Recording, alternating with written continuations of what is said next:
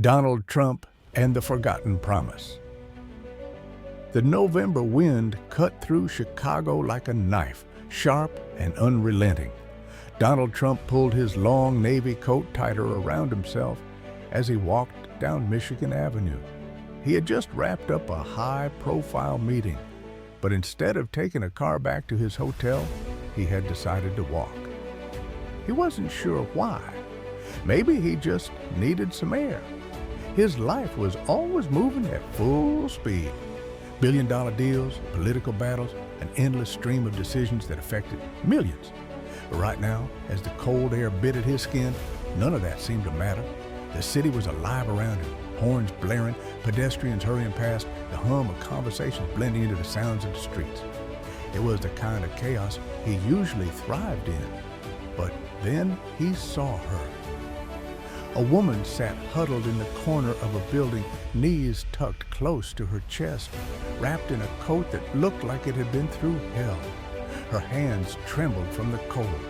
Her hair, once neat, was now unkempt and tangled.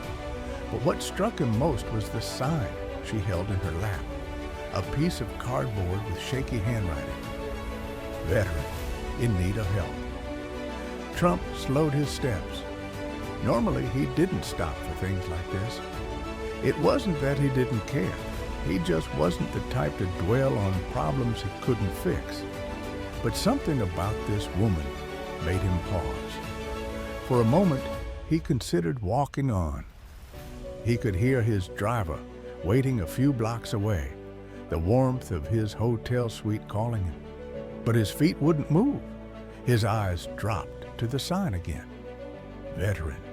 He took a breath and stepped forward. What's your name?" he asked, his voice quieter than usual. The woman looked up, startled. Her light blue eyes met his, filled with exhaustion and something else, doubt. She cleared her throat. "Teresa," she said, barely audible. "Teresa Hensley." Her voice was weak but steady. Something about that name made Trump pause. It wasn't familiar, but it felt like it should be. "How did you end up here, Teresa?" She hesitated. People usually didn't ask. Most just walked by, offering either pity or disgust. But there was something in this man's tone that made her answer. 12 years in the Army," she started, rubbing her hands together for warmth. "Served overseas, got injured in the line of duty, came home thinking I'd rebuild my life, but it doesn't work like that." Trump said nothing, letting her continue. "Tried getting a job, but no one wants to hire someone with injuries like mine. The benefits weren't enough. One bad month turned into 2, then 3, and then I lost everything." Her voice cracked on the last word. Trump took a slow breath. He had met world leaders, CEOs, people who controlled the fate of nations. And yet, standing in front of him was someone who had given everything for her country and gotten nothing in return. His mind drifted back to a memory. His father, sitting across from him at their dining table when he was younger, telling him, "Real power isn't about what you can take. It's about what you can give." He had spent his entire life trying to win, to dominate, to be the strongest voice in the room.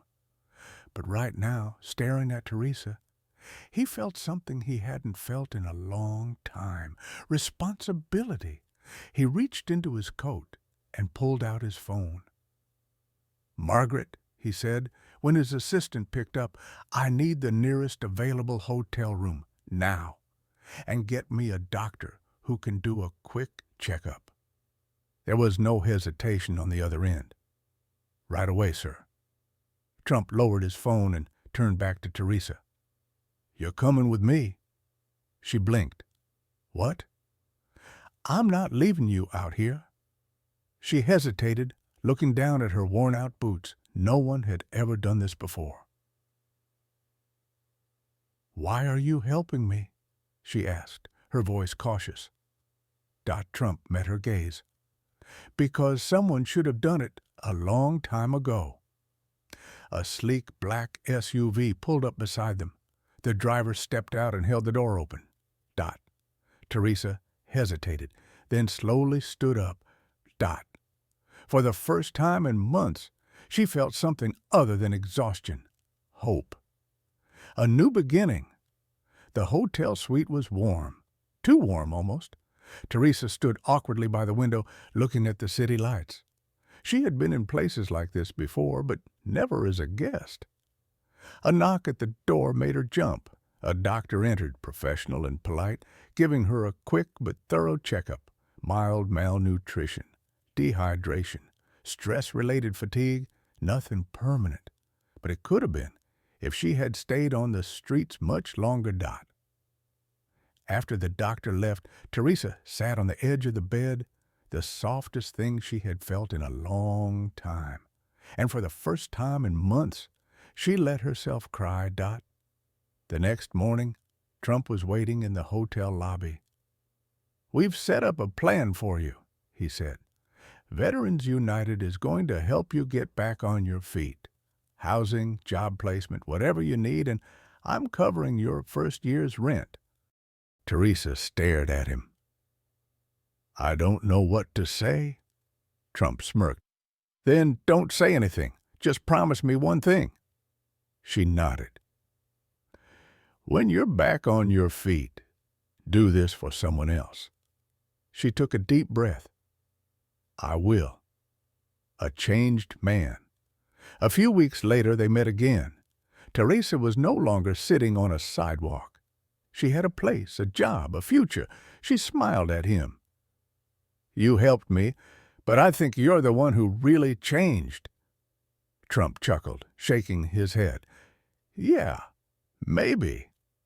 As he walked back into the cold Chicago streets, he realized something. Sometimes changing one person's life means more than changing the world.